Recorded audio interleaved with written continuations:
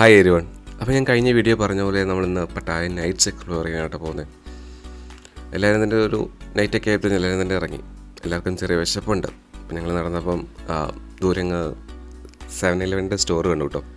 അപ്പോൾ പിന്നെ അത് ലക്ഷ്യമാക്കി ഞങ്ങളങ്ങ് നടന്നു. ഞാനിവിടെ മെയിനായിട്ട് ഇപ്പോൾ കേരള റീസൺ എന്ന് പറഞ്ഞു കഴിഞ്ഞാൽ എനിക്കധികം വിശപ്പില്ല. അപ്പോൾ എന്തെങ്കിലും പെട്ടെന്ന് കഴിച്ചിട്ട് പെട്ടെന്ന് എക്സ്പ്ലോർ ചെയ്യണം, അതാണ് എൻ്റെ ലക്ഷ്യം. അതുകൊണ്ടാണ് ഞാൻ ഇവിടെ കയറിയത്. ഇവിടെ ഒരുപാട് പാക്കഡ് ഫുഡുണ്ട്. അപ്പോൾ നമ്മുടെ ആവശ്യത്തിനനുസരിച്ച് അവർ ഫോർ എക്സാമ്പിൾ എന്താ പറയുക, ബർഗർ വേണമെങ്കിൽ ബർഗർ, അല്ലെങ്കിൽ സാൻഡ്വിച്ച് വേണമെങ്കിൽ സാൻഡ്വിച്ച് നമ്മുടെ ആവശ്യത്തിനനുസരിച്ച് അവിടെ ഓവനിൽ ഹീറ്റ് ചെയ്തിട്ട് നമുക്ക് തരും. എല്ലാവരും മിക്കവരും ടൂറിസ്റ്റ് അല്ലെങ്കിൽ ഇവിടെയുള്ളവരൊക്കെ ചെയ്യുന്നത് ഇങ്ങനെയാണ് കേട്ടോ.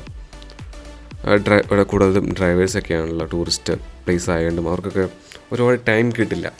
അപ്പം ഇങ്ങനെയാണ് അവർ ഫുഡ് കഴിക്കുന്നത്. ഫുഡിന് ടേസ്റ്റ് ആണെങ്കിലും കോംപ്രമൈസ് ഒന്നുമില്ല, നല്ല ടേസ്റ്റ് തന്നെയാണ്. പിന്നെ എനിക്ക് നാട്ടിലെത്തിക്കഴിഞ്ഞപ്പം ഏറ്റവും കൂടുതൽ മിസ്സ് ചെയ്തതും ഈ 7-Eleven എന്ന് പറഞ്ഞ സ്റ്റോറാട്ടോ. കാരണം എല്ലാ ഐറ്റംസും കിട്ടും, എല്ലാത്തിനും നല്ല ടേസ്റ്റ് ഉണ്ട്. ആ ഒരു ഈസിനെസ്സും എല്ലാം കൂടെ കൊണ്ട് തന്നെയാണ് എനിക്കിത് ഏറ്റവും കൂടുതൽ മിസ്സായത്.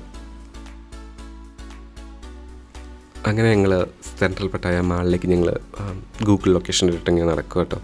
അപ്പോൾ ഞാൻ നേരത്തെ പറഞ്ഞായിരുന്നു, നമ്മളൊരു തായ്ലൻഡിലേക്ക് എത്തുകയാണ്. തായ്ലൻഡ് മാത്രമല്ല, എവിടെയാണെങ്കിൽ എത്തുകയാണെങ്കിൽ നമ്മുടെ കയ്യിൽ ലോക്കൽ കറൻസിയും ഒരു സിമ്മും ഉണ്ടെങ്കിൽ നമുക്ക് എവിടെ വേണമെങ്കിലും സഞ്ചരിക്കാൻ പറ്റും. പ്രത്യേകിച്ച് നമ്മൾ തായ്ലൻഡിലേക്കാണെങ്കിൽ ഇത് രണ്ടും മതി, നമുക്ക് എവിടെയെങ്കിലും സഞ്ചരിക്കാൻ പറ്റും. പിന്നെ ആകെപ്പാടെ ഒരു പ്രോബ്ലം വരുന്നത് ഒരു ലാംഗ്വേജ്, ഇംഗ്ലീഷ് ഇവർക്ക് അറിയില്ല. അപ്പോൾ അത് നമുക്ക് ഗൂഗിൾ ട്രാൻസ്ലേറ്ററോ എന്തെങ്കിലുമൊക്കെ പറഞ്ഞ് അഡ്ജസ്റ്റ് ചെയ്യാം. അങ്ങനെ ഞങ്ങളെല്ലാം കണ്ട് ആസ്വദിച്ച് ഇങ്ങനെ നടക്കുക കേട്ടോ. മെയിനായിട്ട് ഇവിടെയുള്ള ഷോപ്പുകളെന്ന് പറഞ്ഞു കഴിഞ്ഞാൽ തായ് മസാജ് അറിയാലോ, പട്ടായയിൽ മെയിൻ അതാണ്. മസാജിങ് സെൻറ്റേഴ്സ് അല്ലെങ്കിൽ മസാജിങ് ഷോപ്പുകളാണ് മെയിൻ ഇവിടെ. അതും പട്ടായയിലാണ് ഏറ്റവും ചീപ്പായിട്ടൊരു 200 അല്ലെങ്കിൽ 400 ബാത്തിൽ നമുക്ക് മസാജ് ചെയ്യാൻ പറ്റും. പിന്നെ ഉള്ളതെന്ന് പറഞ്ഞു കഴിഞ്ഞാൽ പിന്നെ ബാർ, പിന്നെ അറിയാലോ ബാർസ് ഒരുപാടുണ്ട്. ഗോഗോ ബാർ അല്ലെങ്കിൽ ഡാൻസ് ബാർ, ഒരുപാട് ബാർസ് ഉണ്ട്. പിന്നെ ഉള്ളത് സ്ട്രീറ്റ് ഫുഡ്, പലതരം വെറൈറ്റി ടൈപ്സുകളുണ്ട്. ചിക്കൻ അല്ലെങ്കിൽ ചിക്കൻ മാത്രമല്ല വെറൈറ്റി ആയിട്ട് എനിക്ക് തോന്നിയത്, തേളിന് വറുത്ത്, പുഴുവിന് വറുത്തതൊക്കെ ഉണ്ട്. നമ്മൾ ടി വിയിലേക്കൊക്കെ ഉണ്ടാക്കുന്ന പോലെ അതൊക്കെയുണ്ട്. പിന്നെ അതിൽ ആശ്ചര്യപ്പെടുത്തിയത് ക്രോക്കോഡൈൽ ഗ്രില്ല്. അത് ഞാൻ കാണിച്ചു തരാം, എൻ്റെ ഒരു വീഡിയോക്കകത്തുണ്ട്, ഒരു ക്ലിപ്പുണ്ട്, അത് ഞാൻ ഇതിനകത്ത് കാണിച്ചു തരാം കേട്ടോ. അവരിങ്ങനെ ക്രോക്കോഡൈലിനെ ഇങ്ങനെ ഗ്രില്ല് ചെയ്ത് ഇങ്ങനെ ഇട്ടേക്കുവാണ്, കാണാൻ നല്ല രസമാണ്. ഒന്നും ഞാൻ മേടിച്ച് കഴിച്ചൊന്നുമില്ല കേട്ടോ. ചുമ്മാ ഇതിനെ മേടിച്ചെന്തെങ്കിലും കഴിച്ച് നമ്മുടെ വയറ്റിന് പറ്റിക്കഴിഞ്ഞാൽ പ്രോബ്ലം ആവും. ഈ കാണുന്ന കാറ് കണ്ടോ, അത് MG ഹെക്ടർ കേട്ടോ, പോലീസിൻ്റെ കാറാണ്. അവിടെ പോലീസ് കൊണ്ട് നടക്കുന്ന പോലെ MG ഹെക്ടറിലാണ്. പോലീസിനെയൊക്കെ നമുക്ക് വളരെ റെയറായിട്ടാണ് നമുക്ക് തായ്ലൻഡിൽ കാണാൻ പറ്റുന്നത്. അതൊക്കെ കഴിഞ്ഞ് ഞങ്ങൾ നടന്ന് അവസാനം പട്ടായ ട്രീ ടൗണിലെത്തിയേ. അവിടെ എത്തിക്കഴിഞ്ഞപ്പം വൈബ് മാറി. ഒരു ഉത്സവത്തിൻ്റെ മൂടൊക്കെ ആയിട്ടോ ഈ ട്രീ ടൗൺ പട്ടായയിലേക്ക് എത്തിയപ്പം പാട്ടും ബഹളവും ഭയങ്കര ഒരു ആഘോഷത്തിൻ്റെ മൂടായിട്ടോ. ആദ്യമൊക്കെ ഞാൻ ഈ പട്ടായ സ്ട്രീറ്റിലൂടെ നടക്കുമ്പം എനിക്ക് ചെറിയ പേടി തോന്നിയിട്ടുണ്ട്.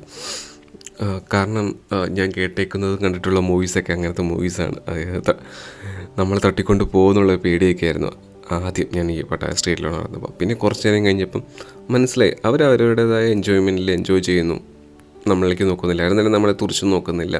അപ്പോൾ കുറച്ചും കൂടെ ഒരു ഫീൽ സേഫ് എന്നുള്ള രീതിയിൽ നമുക്ക് അനുഭവപ്പെടാൻ പറ്റി.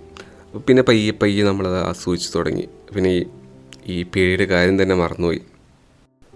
പക്ഷേ നമ്മൾ ബാക്കിയുള്ളവരുടെ കാര്യത്തിൽ ഇടപെട്ട് തുടങ്ങിക്കഴിഞ്ഞാൽ ചിലപ്പം സീൻ മാറാൻ ചാൻസ് ഉണ്ട് കേട്ടോ.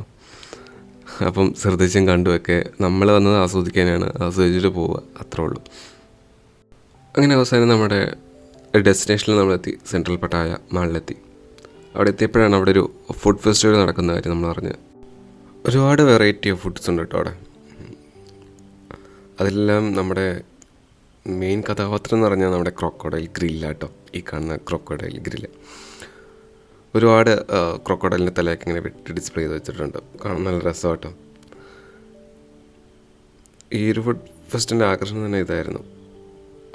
അവർക്ക് ഇങ്ങനെ ഇത് എനിക്കൊന്നും ഇവിടെ ലീഗലാന്ന് തോന്നുന്നു, ഇവിടെ വെട്ടി മീറ്റൊക്കെ കഴിക്കുന്നത് കുഴപ്പമില്ലാന്ന് തോന്നുന്നു. അങ്ങനെ അതൊക്കെ കണ്ട് നേരെ ഞങ്ങൾ പയ്യെ നടന്നു. അങ്ങനെ ഫൈനലി ഞങ്ങൾ സെൻട്രൽ പട്ടായ മാളിൻ്റെ ഫ്രണ്ടിലെത്തി. നമ്മുടെ ലുലു മാളിനെ പോലെയൊക്കെ ഉള്ളൊരു മാള്, പക്ഷേ അതിനേക്കാൾ വലിയ മാളെന്ന് വേണമെങ്കിൽ പറയാം. അതിൻ്റെ ഒരു 2 ഇരട്ടി 3 ഇരട്ടി വലുപ്പമുണ്ട് കേട്ടോ മാളിന്. അതുപോലെ തന്നെ അതിൻ്റെ ചേർന്നൊരു ഹിൽട്ടൻ്റെ ഒരു ഹോട്ടലുണ്ട്, വലിയൊരു ഹോട്ടലുമാണ്. അപ്പോൾ ഞങ്ങൾ ചെന്ന സമയത്തൊരു മ്യൂസിക്കൽ പെർഫോമൻസ് നടക്കുന്നുണ്ടായിരുന്നു. എല്ലാവരും തന്നെ ആസ്വദിച്ച് കാണുന്നുണ്ട്. അവരുടേതായ ഭാഷയിൽ അല്ലെങ്കിൽ ഇംഗ്ലീഷിലൊക്കെയാണ് പാടുന്നത് അവർ പാട്ടുകൾ.